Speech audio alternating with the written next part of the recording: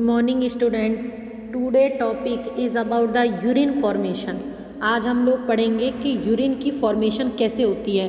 ठीक है, इसके अंदर हम लोग क्या पढ़ते हैं, यूरिन बनने का जो प्रोसेस है इसमें हम 3 मेन स्टेप को बच्चे पढ़ते हैं। पहला स्टेप होता है जो उसको हम लोग इसमें क्या बोलते हैं, पहला स्टेप है जो उसको क्या बोलते हैं, अल्ट्रा फिल्ट्रेशन। पहला स्टेप क्या होता है आपका, अल्ट्रा फिल्ट्रेशन होता है। ठीक है, पहला स्टेप आप लोग इसके अंदर क्या पढ़ोगे कि अल्ट्रा फिल्ट्रेशन होता है। ठीक है, दूसरा स्टेप आप लोग इसके अंदर क्या पढ़ेंगे, रीएब्जॉर्प्शन पढ़ेंगे। दूसरा स्टेप क्या पढ़ेंगे आप लोग इसमें, reabsorption. And third step is इसमें सिक्रीशन। ठीक है, तो पहली बात तो ये है कि यूरिन फॉर्मेशन का जो प्रोसेस है इसमें हम 3 मेजर स्टेप्स पढ़ते हैं। First one is the ultra filtration, second one is the reabsorption and third one is the secretion. 3 step पढ़ेंगे। ठीक है, अब ये होते क्या क्या हैं, सबसे पहले तो आपको ये पता होना चाहिए ना कि होते क्या क्या हैं, तभी तो हम बताएंगे पूरी फॉर्मेशन का जो स्टेप है बच्चे। ठीक है, तो देखो इसके लिए मैंने एक स्लाइड डाली हुई है, पहले उस स्लाइड को ही निकाल लेते हैं, इस स्लाइड को ही बड़ा करके देखते हैं हम। देखो सबसे पहले, ठीक है, अब देखो यहाँ पे सबसे पहली बात देखो, यूरिन फॉर्मेशन में 3 स्टेप। तो सबसे पहला क्या है आपका, अल्ट्रा फिल्ट्रेशन। मैंने आपको सबसे पहला क्या बताया है, अल्ट्रा फिल्ट्रेशन। और आपको मैंने बताया, जब किडनी का मैंने आपको स्ट्रक्चर बताया था तो मैंने आपको ये चीज़ बताई थी इस तरीके से, बोमेन कैप्सूल होता है, यहाँ पर बेडवर क्या होता है, नेटवर्क ऑफ कैपिलरी होता है, जिसको हमने क्या बोला था, ग्लोमेरुलस, जो क्या काम कर रहे होते हैं, यहाँ पे फिल्टर करने का काम कर रहे होते हैं, फिल्ट्रेशन का काम कर रहे होते हैं, है ना। तो अब यहाँ पर क्या हो रहा है आपका, फिल्ट्रेशन। तो सबसे पहला क्वेश्चन देखो, तो पहला स्टेप मैंने आपको क्या बताया, अल्ट्रा फिल्ट्रेशन। अब आपको मैंने ये जो स्ट्रक्चर बनाया है, ये स्ट्रक्चर क्या है, पहले तो आपको ये पता होना चाहिए। देखो कौन सी सेल्स थी जो मॉडिफाइड थी, ये कौन सी सेल्स हैं आपकी, पोडोसाइट है। मैंने आपको बताया था स्ट्रक्चर में कि जो अंदर की तरफ जो विसरल लेयर है वो किस में मॉडिफाइड हो जाती हैं, पोडोसाइट में। और पोडोसाइट का काम ही क्या होता है, फिल्ट्रेशन। देखो उस वीडियो को जब मैंने पूरा स्ट्रक्चर बताया था किडनी का। ठीक है, तो ये क्या बनाए हैं मैंने, पोडोसाइट बनाए हैं। अंदर ये क्या बनाया है, न्यूक्लियस बनाया है। ठीक है, तो देखो अब सुनो जरा ध्यान से, इतनी बात समझ में आई बच्चे क्या है। अब देखो इधर क्या है, मानो ब्लड है, ऊपर क्या है, ब्लड है। ठीक है, अब ये है क्या क्या चीज़, ये नाम देखो पहले, ये तो समझ में आ गया कि ये बनाया हुआ क्या है मैंने अल्ट्रा फिल्ट्रेशन में, पोडोसाइट बनाए हुए हैं, पोडोसाइट बनाए हुए हैं। ठीक है, इसके नाम लिख लो पहले, तो ये क्या है आपके, पोडोसाइट है। ठीक है, इसके बाद इसमें ये ऊपर की तरफ जो बनाई हुई हैं इनको हम लोग क्या बोलते हैं, लिखो ग्लोमेरुलर कैपिलरी। इनको हम लोग क्या बोलते हैं, ग्लोमेरुलर कैपिलरी। इसके बाद ये जो नीचे वाली लाइन है इसको हम लोग क्या बोलते हैं, बेसमेंट मेम्ब्रेन। ऊपर क्या है ये, ग्लोमेरुलर कैपिलरी। पहले तो स्ट्रक्चर समझो क्या क्या है, पोडोसाइट का स्ट्रक्चर है ये। तो देखो ऊपर ये क्या है, ग्लोमेरुलर है, ग्लोमेरुलर कैपिलरी है। फिर नीचे ये यहाँ पर क्या है, बेसमेंट मेम्ब्रेन है। ये कौन सी सेल है आपकी, पोडोसाइट है। ठीक है, और ये जो नीचे का खाली स्पेस है जो पूरा, इसको हम लोग क्या बोलते हैं, जो बोमेन कैप्सूल है ना, बोमेन कैप्सूल का ल्यूमन है ये। पहले तो आपको पूरा स्ट्रक्चर पता होना चाहिए। तो सबसे ऊपर क्या है, पहली बात ये ग्लोमेरुलर कैपिलरी, जिनका काम होगा फिल्टर करने का। ये बेसमेंट मेम्ब्रेन है। ये नीचे का जो पार्ट है ये बोमेन कैप्सूल का ल्यूमन है, खाली कैविटी। ये पूरी सेल क्या है, पोडोसाइट है। अब सुनो अब आगे, तो देखो अब यहाँ पर हमारा जो बनता है स्टेप बाय स्टेप, देखो अल्ट्रा फिल्ट्रेशन में होता क्या है। देखो भाई, अब आप एक एग्जाम्पल के थ्रू समझो। 3 स्टेप बताए मैंने आपको, 3 स्टेप कौन कौन से बताए हैं, अल्ट्रा फिल्ट्रेशन, ठीक है, सेकंड वन आपका कौन सा बताया है मैंने, reabsorption, and third one is the secretion. तो इसको एक एग्जाम्पल की तरह देखो, मान लो आप लोग घर में हो, देखो कैसे काम होता है। घर में हैं हम लोग, हमें रोटी बनानी है, हम सबसे पहले क्या करते हैं बच्चे, छन्नी में आटा डालते हैं, उससे हम छानते हैं। तो उससे क्या होता है, अल्ट्रा फिल्ट्रेशन का मतलब क्या हो गया, नॉर्मली अब इनका मतलब समझो। अल्ट्रा फिल्ट्रेशन का मतलब क्या होता है, छानना। आपने छन्नी ली, उसमें आटा डाला और आपने छान दिया आटा, तो जितनी भी चीज़ आपने छान दी वो फिल्टर होकर नीचे उतर गई है ना, बाकी का ऊपर का जो कचरा बच गया है। ठीक, तो देखो अल्ट्रा फिल्ट्रेशन में हम क्या करते हैं, छानने का काम करते हैं। ठीक है, समझ में आया। रीएब्जॉर्प्शन में हम लोग क्या काम कर रहे हैं, क्या करते हैं, छन करके जो आटा नीचे चला गया उसको तो हमने ले लिया, ऊपर का जो बच गया है ना, ऊपर का जो बच गया है वो वेस्ट है, तो हम लोग उसको क्या करते हैं, फेंक देते हैं। यही काम हमारी किडनी करती है, ठीक है। तो अल्ट्रा फिल्ट्रेशन में छानने का काम हो गया। रीअब्जॉर्प्शन में जितनी बॉडी की रिक्वायरमेंट थी उसने जो चीज़ें छन गई हैं वो नीचे चली गई, मतलब आटा जो बच गया तो चला गया। एक एग्जाम्पल बता रही हूँ आटे का, तो और बाकी का फेंक दिया, है ना। और सिक्रीशन में क्या हो गया, बाकी का सारा वेस्ट है जो वो किडनी से बाहर। ओके, तो अब देखो, अब एक एक स्टेप में होता क्या समझ में आ गया। अब आपको पता चल गया अल्ट्रा फिल्ट्रेशन का मतलब हो गया यहाँ पर छानने का काम होगा। इतनी बात समझ में आई। अल्ट्रा फिल्ट्रेशन में क्या होगा, छानने का काम। अब मैंने आपको बताया कि ये तो क्या थी, बेसमेंट मेम्ब्रेन थी, ठीक है। ऊपर क्या है आपकी, ये ब्लड कैपिलरी थी, ऊपर क्या थी, ब्लड कैपिलरी थी, ठीक है, ठीक है, ब्लड कैपिलरी थी। तो देखो अब इसमें होता क्या है, अब जरा सुनो। अब आपका है क्या चीज़ बच्चे, आपका यहाँ पर क्या है, जैसे ब्लड आया, सुनना जरा आप ध्यान से। जैसे आपकी ब्लड कौन लेकर के आ रहा होता है, जैसे रीनल आर्टरी आपका ब्लड लेकर के आई है, उस ब्लड में क्या है, ऑक्सीजन भी है प्लस में उसमें यूरिया भी है, यही था ना, रीनल आर्टरी जो लेकर आ रही होती है। पहला छानने का काम कहाँ से हो रहा होता है, बोमेन कैप्सूल में जो ग्लोमेरुलस है ये छानने का काम कर रहा होता है, जो पोडोसाइट सेल है। तो देखो यहाँ आपका ब्लड है, अब ब्लड ऐसे आ रहा है नीचे बोमेन कैप्सूल में फिल्टर होने के लिए, इन सब बैरियर को। तो देखो सबसे पहला बैरियर इसने किसको क्रॉस किया, जरा ध्यान से देखना। पहला बैरियर क्या है, देखो जैसे यहाँ ब्लड प्रेजेंट है, देखो जरा ध्यान से सुनो। देखो यहाँ पर क्या है, ब्लड प्रेजेंट है। जब ब्लड ऐसे नीचे उतरेगा तो नीचे यहाँ पर रास्ते में पहले क्या बच गई है, मिल गई है, ब्लड कैपिलरी मिल गई है। तो पहला बैरियर कौन सा हो गया, ब्लड कैपिलरी हो गई ना, ठीक है। तो ये ब्लड कैपिलरी है जो, तो ये किसकी बनी होती है, ये यहीं की यहीं क्वेश्चन, तो ये किसकी बनी हुई है, एंडोथीलियम लाइनिंग है इस ब्लड कैपिलरी की, ठीक है। किसकी बनी हुई है, ये जो ब्लड कैपिलरी है आपकी एंडोथीलियम से बनी हुई है। तो पहला बैरियर है, मतलब इस बैरियर ने छान लिया, है ना, तो हो गया। अब क्या होगा, आपने देखा होगा छलनी है, छलनी में क्या होते हैं, छोटे छोटे बहुत सारे छेद होते हैं, तभी तो आटा छन के नीचे जा रहा होता है, ठीक है। तो इन छेदों को ही हम लोग क्या बोल रहे होते हैं, एक बात याद रखना, छेदों को ही हम लोग क्या बोल रहे होते हैं, फेनेस्ट्रा, ठीक है। क्या बोलते हैं, फेनेस्ट्रा। छेद को क्या बोलते हैं हम लोग यहाँ पर, फेनेस्ट्रा बोलते हैं। इसका मतलब आपकी जो ये ब्लड कैपिलरी है, ये पहला बैरियर है, मतलब जो भी ब्लड आएगा इसको क्रॉस करके जाएगा, मतलब ये छानने का काम कर रही होंगी। तो यहाँ पर आपकी जो ब्लड कैपिलरी है वो किस तरीके की है, फेनिस्ट्रेटेड, मतलब ये ब्लड कैपिलरी किस तरीके की, फेनिस्ट्रेटेड, मतलब छेदीली है, जो छान करके बाकी के ब्लड को नीचे भेजेंगी। इतनी बात समझ में आई, ठीक है। पहले बताओ, इतनी बात समझ में आई, तो ये हो गया, ठीक है। स्टॉप, अब देखो समझ में आया, तो क्या हुआ, ब्लड आया, stop the movement of blood cells, ठीक है। इसका मतलब क्या है, आपको पता है कि जो ब्लड है, ब्लड के अंदर क्या क्या चीज़ होती है, एक तो ब्लड सेल्स होती हैं और एक क्या होता है, प्लाज्मा होता है। ब्लड सेल्स कौन सी होती हैं, आरबीसी, डब्ल्यूबीसी, प्लेटलेट्स, और दूसरा होता है प्लाज्मा। छलने का काम किया, तो इसने क्या करा यहाँ पर, इसने यहाँ पर क्या किया, स्टॉप द मूवमेंट, इन छलनी वाली ब्लड कैपिलरी ने बच्चे यहाँ पर क्या काम किया है, stop the movement of blood cell, मतलब जैसे ब्लड आ रहा था, पहला बैरियर था, तो ब्लड में से नीचे उतर गया, उसने ब्लड में से ब्लड सेल्स को यहीं पर रोक लिया। फिर नीचे क्या उतरा होगा, खुद बताओ, प्लाज्मा ही आया होगा नीचे, तो है ना। तो मतलब जितनी भी आरबीसी, डब्ल्यूबीसी, प्लेटलेट है वो सब ऊपर ही रह गई यहाँ पर, ठीक है, ठीक है। तो इन होल्स ने क्या किया, इन छेदों ने क्या किया, इन फेनेस्ट्रा ने क्या किया, प्रिवेंट कर दिया सेल्स को नीचे जाने में फिल्ट्रेशन प्रोसेस में। इसका मतलब ब्लड सेल्स ऊपर ही रुक गई, इसका मतलब नीचे क्या आता है आपका, सिर्फ प्लाज्मा आता है, ठीक है। इतनी बात क्लियर हो गई।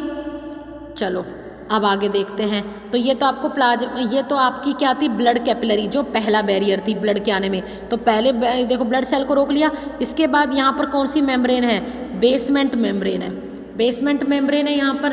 बेसमेंट मेम्ब्रेन का फिर क्या काम होएगा आप बताओ।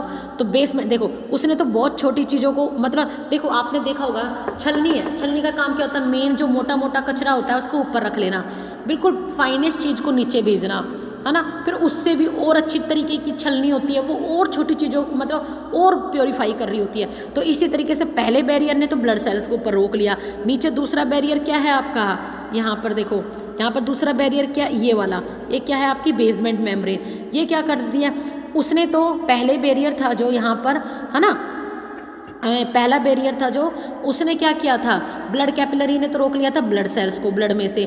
दूसरा है बेसमेंट मेम्ब्रेन, ये क्या करती है, ब्लड के अंदर जितने भी लार्ज साइज के प्रोटीन्स होते हैं, है ना, उनको यहीं पर रोक लेती है। चलो रोक लिया, ठीक है, ये भी हो गया। इसके बाद क्या हुआ, इसके बाद यहाँ पर देखो ये हो गया, देखो ये दोनों चीज़ होगी, बेसमेंट मेम्ब्रेन भी हो गई। अब देखो ये यहाँ पर ये वाली लाइनिंग है जो, इसको क्या बोलते हैं, स्लिट मेम्ब्रेन। अब ये स्लिट मेम्ब्रेन यहाँ पर क्या काम करे, देखो 3 लेयर मैंने बनाई है। एक ऊपर वाली क्या थी, ब्लड कैपिलरी, बीच वाली ब्लड कौन सी, बेसमेंट मेम्ब्रेन।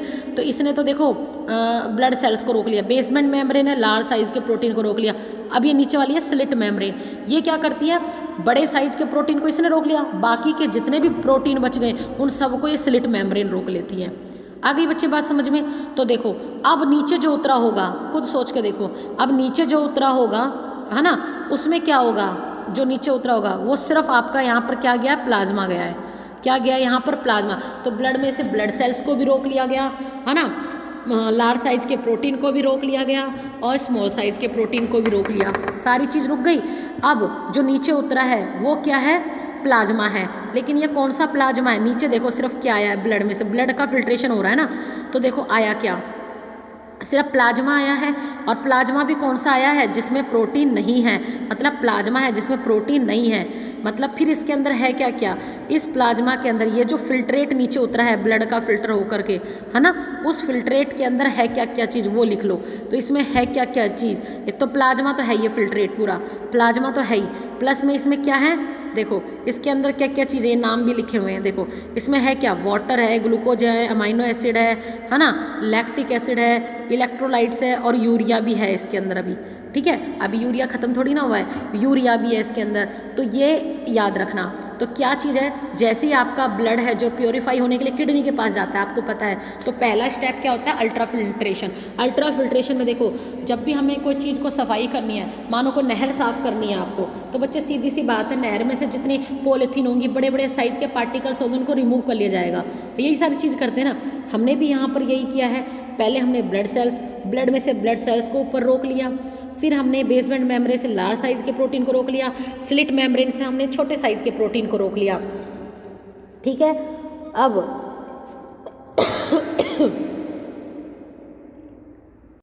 इसका मतलब क्या है कि नीचे जो फिल्ट्रेट उतरा है ना, उसके अंदर क्या क्या चीज़ें हैं याद रखना। ब्लड में क्या उतरा है, सिर्फ प्लाज्मा, लेकिन उसमें प्रोटीन नहीं है, ये बात याद रखना। ठीक है, अब आगे देखो, हो गया ये दूसरा स्टेप। दूसरा स्टेप क्या है आपका, रीएब्जॉर्प्शन। दूसरा स्टेप क्या है आपका, रीएब्जॉर्प्शन है। रीएब्जॉर्प्शन के अंदर हम लोगों का क्या होता है, रीएब्जॉर्प्शन में यहाँ पर क्या चीज़ होती है, 3 चीज़ पढ़ेंगे हम लोग। तो रीएब्जॉर्प्शन में एक पढ़ेंगे हम लोग पीसीटी को, देन हम लोग पढ़ेंगे किसको, लूप ऑफ हेनले को, और इसके बाद इसमें हम क्या पढ़ेंगे, डीसीटी और कलेक्टिंग डक्ट के बारे में। यहाँ पर टोटल आपका रीएब्जॉर्प्शन होता है। अब एक बार आप याद करो, मैंने आपको कल क्या पढ़ाया था, सबसे ज़्यादा मैक्सिमम रीएब्जॉर्प्शन किस में होता है, पीसीटी के अंदर, लूप ऑफ हेनले में मिनिमम होता है, और डीसीटी और कलेक्टिंग डक्ट में क्या होता है, कंडीशनल। जब कंडीशन लगती है उसके बेस पर रीअब्जॉर्प्शन हो रहा होता है। तो रीअब्जॉर्प्शन का मतलब क्या होता है बच्चे, कचरे में से भी कुछ और काम की चीज़ों को निकाल लेना, है ना, कचरे में से भी कुछ और काम की चीज़ों को निकाल लेना, इसको हम लोग क्या बोलते हैं, रीअब्जॉर्प्शन बोलते हैं। इतनी बात समझ में आई। तो देखो अब हम इनमें किसका क्या क्या कर रहे होते हैं। सबसे पहले क्या बताया था मैंने आपको, पीसीटी जिसमें मैक्सिमम रीअब्जॉर्प्शन होता है। अब मैक्सिमम रीअब्जॉर्प्शन में क्या होता है, सुनो जरा ध्यान से, लिख लिया करो इन पॉइंटों को। 70 से 80% तो इसमें हमारे जो इलेक्ट्रोलाइट होते हैं उनका ही रीअब्जॉर्प्शन होता है, तभी तो मैक्सिमम रीअब्जॉर्प्शन बोला है। तो लिखो इसके अंदर 70 से 80% तो आपके इलेक्ट्रोलाइट्स का रीअब्जॉर्प्शन हो जाता है यहाँ पर। ठीक है, इलेक्ट्रोलाइट क्या होते हैं, लाइक आपके sodium ion, glucose, amino acid, इन सब का यहाँ पर एक्टिवली रीअब्जॉर्प्शन होता है। ठीक है, यहाँ पर यूरिया का भी रीअब्जॉर्प्शन होता है, ये भी याद रखना, पर यूरिया का होता है पैसिवली। ठीक है, ये चीज़ याद रखना। अब देखो जरा सुनो, मैंने क्या बोला, मैंने आपको सबसे पहली बात लिखो, पीसीटी में रीअब्जॉर्प्शन, आपको रीअब्जॉर्प्शन का मतलब था रीअब्जॉर्ब करना, मतलब वेस्ट में से भी कुछ और काम की चीज़ निकालती है। किडनी हमारी बहुत बड़ी बनिया की तरह काम करती है। ठीक है, तो रीअब्जॉर्प्शन में पहला क्या बताया, जैसे पीसीटी मैक्सिमम एब्जॉर्प्शन है 70 से 80% इलेक्ट्रोलाइट का, लाइक सोडियम आयन, इन सब का, ग्लूकोज, अमाइनो एसिड। और देखो मैंने एक वर्ड लिखा है यहाँ, एक्टिवली। यूरिया का भी रीअब्जॉर्प्शन होता है, पर वो होता है passively. What is the meaning of here actively and passively, इसका मतलब क्या है, देखो जब हम एक्टिवली रीएब्जॉर्प्शन हो रहा है पीसीटी के अंदर इनका इतने अमाउंट में, इसका मतलब बॉडी को इनको एब्जॉर्ब करने में भी एनर्जी खर्च हो रही होती है। हम इतना जो खा पी रहे होते हैं वो एनर्जी हमारी इसमें भी यूज हो रही होती है, बचाने में भी, ठीक है। और यूरिया, तो मैंने क्या बोला, यूरिया का भी रीएब्जॉर्प्शन हो जाता है, लेकिन वो होता है पैसिवली, मतलब ये अपना आप हो जाता है। देखो वेस्ट है ना, ये तो अपना आप ही हो रहा है, हमारी बॉडी इसमें कोई एनर्जी खर्च नहीं करती, पर इन सब को बचाने के लिए हमारी बॉडी एनर्जी खर्च करती है।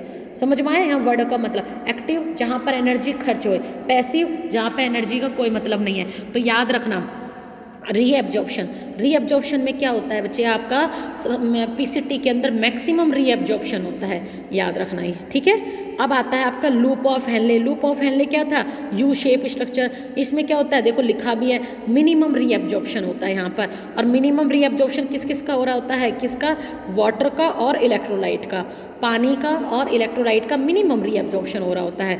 देन क्या चीज़ आती है आपकी, डीसीटी आती है ना, डिस्टल कॉन्वोल्यूटेड ट्यूबुल और कलेक्टिंग नग। यहाँ पर कंडीशनल काम चलता है। कैसे कंडीशनल, अगर आप पानी बहुत अच्छे से पी रहे हो तो आपकी बॉडी नॉर्मल काम करेगी, लेकिन अगर आप पानी कम पी रहे हो तो बॉडी में कंडीशन लग गई, कंडीशन लगते हैं हार्मोन्स आ जाएंगे, एडीएच और एल्डोस्टेरोन, एंड देन वो आपके वेस्ट में से भी पानी को रीअब्जॉर्ब करना स्टार्ट कर देंगे। तो यहाँ पर क्या चीज़ का रीअब्जॉर्प्शन होता है, डीसीटी और कलेक्टिंग डक्ट में वाटर का और सॉल्ट का, ठीक है, वाटर और salt, salt like sodium ion का, यहाँ पर क्या होता है, रीअब्जॉर्प्शन हो जाता है। पर वो रीअब्जॉर्प्शन किसके प्रेजेंस में होता है, in the presence of hormone, ठीक है, एडीएच और aldosterone. Okay, then last step है आपका सिक्रीशन, है ना। सिक्रीशन, सिक्रीशन का मतलब क्या होता है, देखो सिक्रीशन का मतलब क्या होता है। अब इसके लिए, अब तो पूरा ये तो डायग्राम तो हो गया, डायग्राम के लिए बच्चे ये इमेज ली थी मैंने, है ना। अब यहाँ से देख लेते हैं अपना पूरा नॉर्मल। अब देखो लास्ट स्टेप क्या है इसमें, आपका सिक्रीशन है, ठीक है। ये देखो यहाँ पर, ये देखो रीअब्जॉर्प्शन हो गया। ये लास्ट वाला जो पैराग्राफ है आपका, देखो ठीक, ये देखो लास्ट वाला, ये वाला जो पैराग्राफ है ये आपका दिया हुआ है पूरा सिक्रीशन का। अब सिक्रीशन होता क्या है, सुनो जरा। अब सिक्रीशन में होता क्या क्या चीज़ें हैं वो सुन लो पहले। देखो सिक्रीशन, सिक्रीशन किस लिए हो रहा होता है, देखो आप कहोगे मैडम हमने फिल्ट्रेशन भी कर दिया, हमने रीअब्जॉर्प्शन भी कर दिया, अब सिक्रीशन का मतलब क्या है, मतलब क्या, ये होता है टू मेंटेन, ये किस लिए होता है, लिखो आप लोग, to maintain the osmotic balance, osmotic balance को, ऑस्मोटिक बैलेंस को मेंटेन रखने के लिए सिक्रीशन का प्रोसेस होता है, ठीक है। ऑस्मोटिक बैलेंस मतलब कि बॉडी के अंदर सॉल्ट और वाटर के लेवल को मेंटेन रखने का काम, उसको हम लोग क्या बोलते हैं, ऑस्मोटिक बैलेंस, है ना। इस प्रोसेस को हम लोग क्या बोलते हैं, ऑस्मो रेगुलेशन। तो एक बात याद रखना, सिक्रीशन है जो, ये क्या है बच्चे, एक प्राइम प्रोसेस है, मतलब बहुत ज़रूरी है, एक प्राइम प्रोसेस है, किसके लिए, ऑस्मो रेगुलेशन के लिए। और ऑस्मो रेगुलेशन क्या होता है, बॉडी के अंदर पानी के और वाटर के लेवल को मेंटेन रखना। और इसका कहने का मतलब क्या है, ऐसा नहीं है कि मैंने अभी कोका कोला पी ली, मानो मैंने कोक पी लिया, मैंने पेप्सी पी लिया, तो मेरा जो ब्लड का पीएच है वो एसिडिक हो जाएगा, ऐसा नहीं होता। मैंने दही खा लिया तो इसका मतलब ये नहीं है कि मेरा ब्लड भी खट्टा हो जाएगा, मतलब एसिडिक हो जाएगा। मैंने नीम खा ली, इसका मतलब ये नहीं है कि मेरा ब्लड है जो एल्कलाइन हो जाएगा, है ना। मैंने सोडा पी लिया तो इसका मतलब ये नहीं है मेरा ब्लड अब एल्कलाइन हो जाएगा, ऐसा नहीं होता कि हम कुछ भी चीज़ खा रहे हैं तो हमारा ब्लड भी ऐसा होता हुआ जा रहा है, नहीं। तो ये सब चीज़ क्यों नहीं हो पाती है, ऑस्मो रेगुलेशन के कारण, है ना। ऑस्मो रेगुलेशन ये जो प्रोसेस है, इस प्रोसेस के थ्रू होता क्या है, हमारे ब्लड का जो पीएच है बच्चे वो मेंटेन रहता है, चाहे हम कुछ भी खाएं पिएं। समझ में आई बात, ठीक है। आगे बच्चे बात समझ में, तो ये सब ऐसे कैसे मेंटेन कर रहा है बॉडी, तो वो अपनी किडनी कर रही होती है ये सारी चीज़ों को मेंटेन, ठीक है। तो वो करती क्या है, मानो आपने एसिडिक चीज़ कोई भी खाई तो क्या करेगी, किडनी क्या काम करती है, मतलब ब्लड को फिल्टर करने का तो काम करती है, तो क्या कर रही है, यही तो काम कर रही होती है किडनी। मानो आपने कोई भी चीज़ खट्टी खाई, मतलब एसिडिक खाई, इसका मतलब क्या है, किडनी क्या करती है, H पॉजिटिव आयन को बॉडी से बाहर फेंक देती है। आपने एल्कलाइन खाया, मानो, है ना, एल्कलाइन खाया, बेसिक चीज़ खाई, तो बॉडी क्या करती है, बाइकार्बोनेट आयन को बॉडी से बाहर फेंक देती है। इस तरीके से पीएच ऑफ ब्लड क्या रहता है, मेंटेन रहता है, ठीक है। तो हमारी बॉडी में बहुत से आयन्स बनते हैं, sodium ion, potassium ion, bicarbonate ion, ये सब सीक्रेट होते रहते हैं, अमोनिया। लेकिन हमारा ऑस्मो रेगुलेशन का जो प्रोसेस है किडनी का, ये हमारे ब्लड के पीएच को मेंटेन करके रखता है और हमें कोई दिक्कत नहीं आने देता है।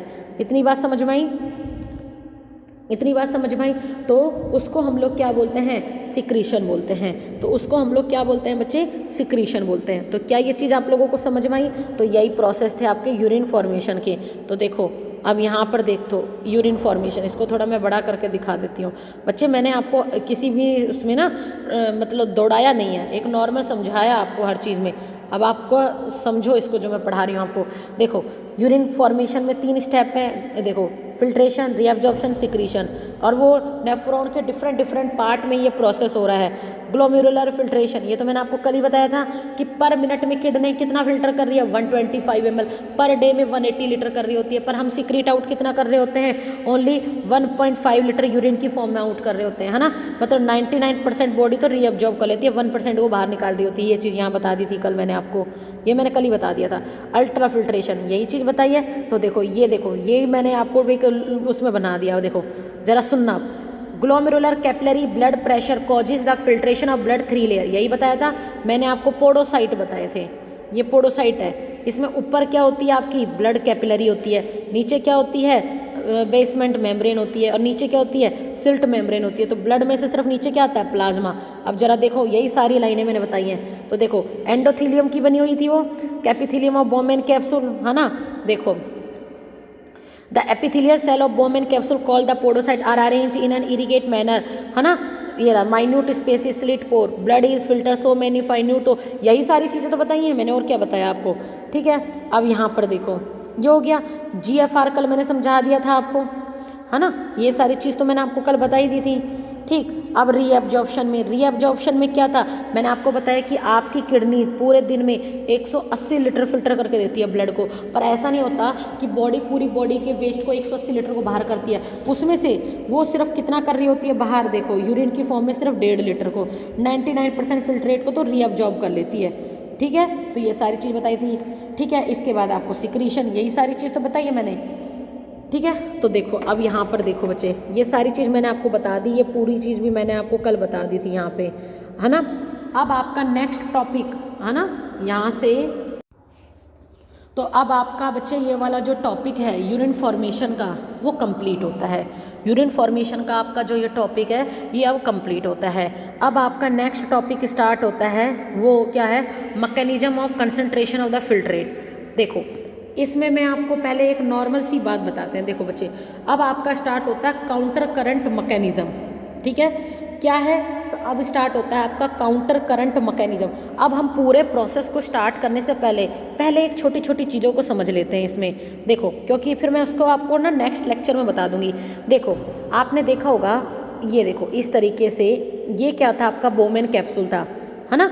यहाँ पर आपने देखा होगा इस तरीके से जो ब्लड को लेकर आ रही होती है, जो ब्लड को लेकर आ रही होती है उसको क्या बोलते हैं, पहले सुनो, उसको हम लोग क्या बोलते हैं, एफरेंट आर्ट्रियोल बोलते हैं। क्या बोलते हैं, एफरेंट आर्ट्रियोल, जो ब्लड को लेकर के आ रही है। आप साइज देखना, इसका मैंने बड़ा मोटा बनाया है। और ब्लड आपका फिल्टर हो गया, ब्लड फिल्टर होने के बाद इसको जो लेकर जा रही होती है, जो लेके जा रही है उसको हम क्या बोलेंगे, इफरेंट आर्ट्रियोल। पहली बात तो इनके नाम में कंफ्यूज नहीं होना, क्यों, क्योंकि आप देखो ई से याद रखना एग्जिट, मतलब जो बाहर जा रही होगी, तो ए से याद रखना जो आ रही होगी, ठीक है। तो देखो यहाँ पर अब आप साइज़ देखो, एफरेंट आर्ट्रियल का साइज़ देखो थोड़ा मोटा है, इफरेंट का थोड़ा पतला है। अब आप कहोगे मैडम ऐसा क्यों है, क्योंकि देखो बच्चे आ रहा है जब वो पूरी बॉडी का वेस्ट आ रहा है, प्रेशर से आ रहा है, लेकिन वो जा रहा है तो पतली इफरेंट आर्ट्रियोल का साइज़ कैसा है, पतला है, वो पतला है, ठीक है। आ रहा है जब प्रेशर से आ रहा है, इसके बाद यहाँ पर नेटवर्क ऑफ कैपिलरी है, मतलब छन्ने का प्रोसेस है, एंड देन वहाँ से ये आउट हो रहा होता है। अब आप कहोगे मैडम ये छन्ने का प्रोसेस में टाइम लग रहा है ना, अगर बच्चे ये नहीं होता तो सीधी सी बात सोचो, ब्लड आया एंड देन निकला, आया देन निकला, फिर फायदा क्या हुआ किडनी का। तो इस प्रोसेस में हो क्या रहा होता है, देखो एफरेंट आर्ट्रियोल से जो ब्लड आ रहा होता है, ग्लोमेरुलस में वो छन रहा होता है, देन वो इफरेंट आर्ट्रियोल से निकल रहा होता है। ये जो बीच में जो टाइमिंग लगा ना, ये जो टाइमिंग लगा, ये छलने के लिए था पूरा फिल्ट्रेट को, है ना। जितनी भी गंदगी थी उसको फिल्टर होने के लिए टाइम भी तो चाहिए था। आगे बच्चे बात समझ में, ठीक है।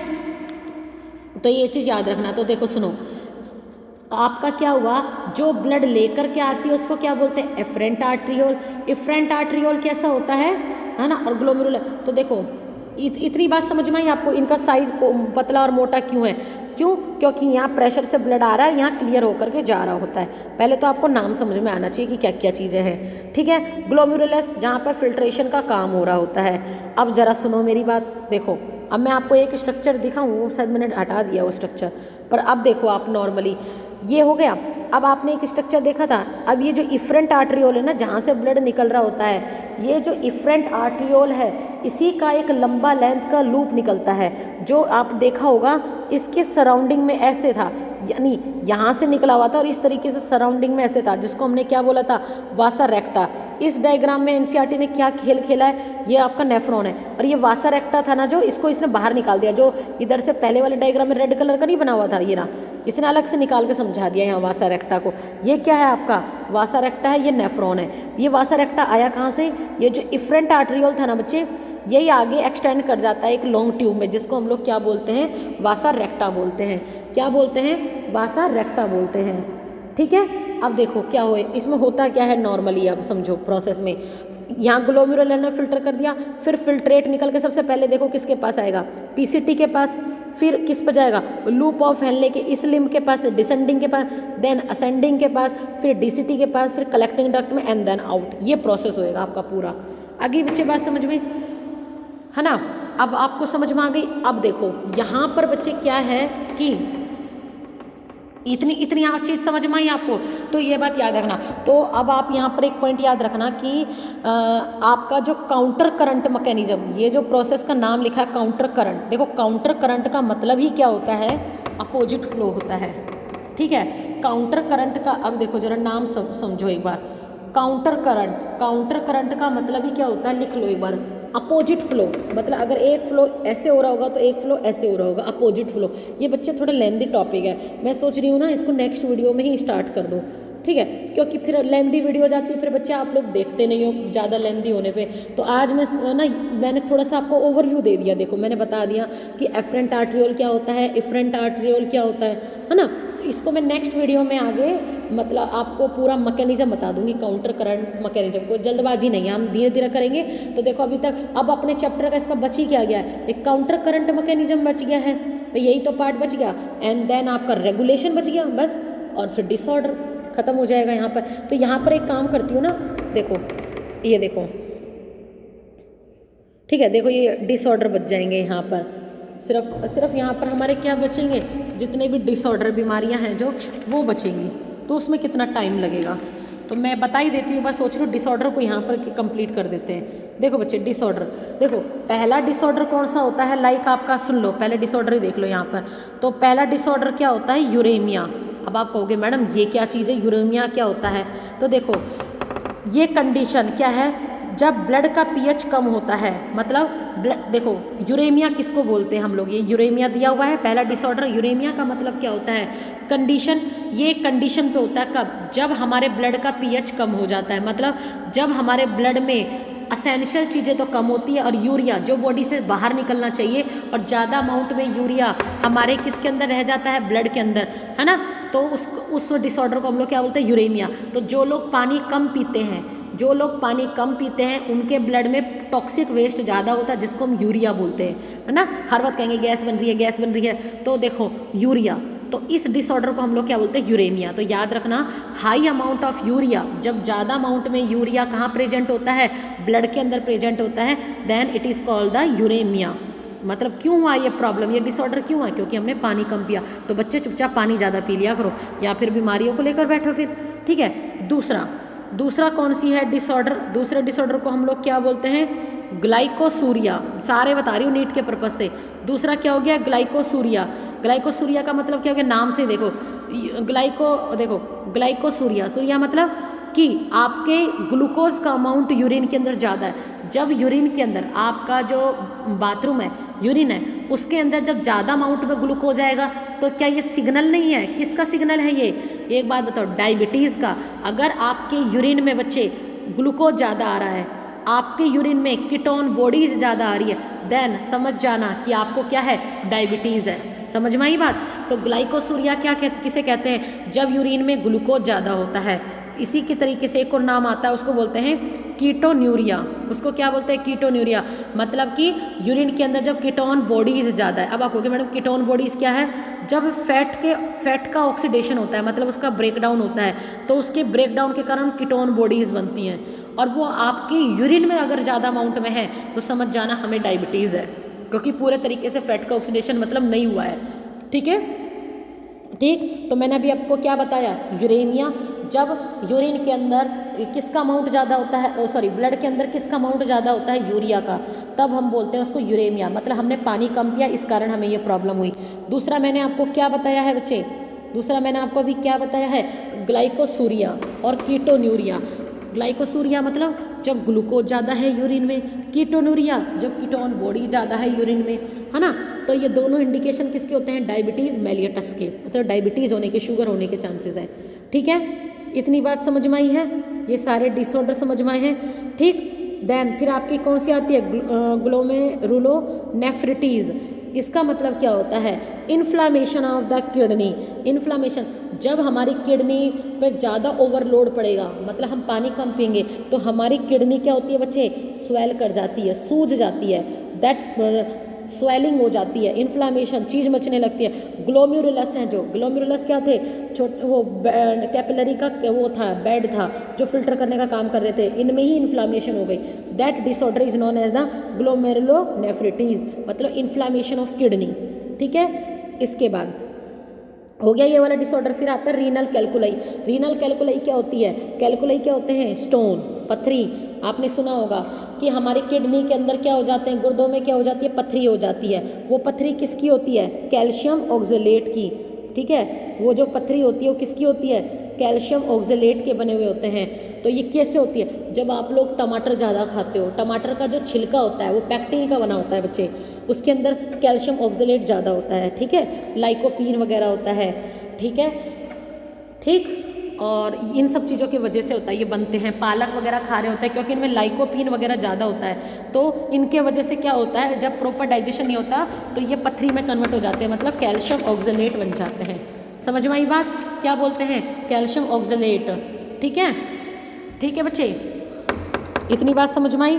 तो देखो यही लिखा हुआ रीनल कैल्कुलाई, स्टोन और the insoluble mass of the crystals और oxalate formed within the kidney. तो ये क्या होता है? ये भी तो एक तरीके का डिसऑर्डर ही हुआ। तो आई बात समझ में? देन आता है आपका हीमोडायलिसिस। हीमोडायलिसिस का मतलब क्या होता है? ये पढ़ेंगे, पूरा डिटेल में पढ़ना है ये तो हमें।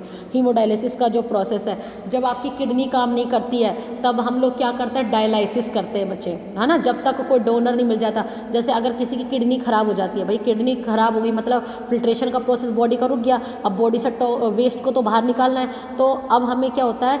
Kidney transplant. या तो हम किसी डोनर से किडनी लेते हैं, लेकिन ऐसे बच्चे हवा में किडनी नहीं मिलती, कई बार किडनी डोनर अवेलेबल ही नहीं होता किडनी देने के लिए, कई बार होता है तो पैसे नहीं होते हैं, तो उस टाइम तक पर्सन करे क्या? तो उसका डायलाइसिस किया जाता है। ठीक है, आर्टिफिशियल किडनी तो क्या होता है? ट्रांसप्लांट किया जाता है, ये अलग प्रोसेस है, ये मैं तब पढ़ाऊंगी आपको। ठीक है, तो देखो आज हमने क्या करे इसके डिसऑर्डर, तो आज के इसमें वीडियो में, ठीक है, ये बात याद रखना।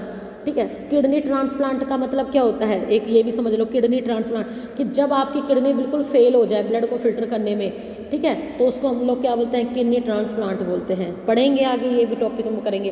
तो अब आज आपके क्या क्या टॉपिक कवर हो गए? मैंने आपको पूरा यूरिन फॉर्मेशन के तीनों स्टेप बता दिए हैं, मैंने आपको डिसऑर्डर बता दिए। अब इस चैप्टर का आपका सिर्फ 2 पार्ट बच गया, एक तो counter current mechanism and then regulation, फिर आपका ये चैप्टर कंप्लीट है। ठीक है, उसमें मैं हीमोडायलिसिस भी बता दूंगी। तो यहाँ तक का बच्चे आप लोग बहुत अच्छे से पढ़ना। हमेशा कहती हूँ डेली की वीडियो को डेली सुनो। अगर आप लोग मेरे साथ साथ भी चल रहे हो ना तो आप बहुत अच्छे से कवर कर जाओगे, बहुत अच्छे से। लेकिन भाई अगर आपने छोड़ दिया और ऐसा हुआ पीछे की वीडियो नहीं देखी और आज की वीडियो सुन रहे हो तो सब सुहा है, फिर कुछ नहीं समझ में आएगा। जब आप लोगों को पहले जो पढ़ाया वही चीज़ समझ में नहीं आई तो आखिरी का क्या आएगा? क्योंकि बायो में बच्चे सब चीज़ वो है, इंटरलिंक्ड है।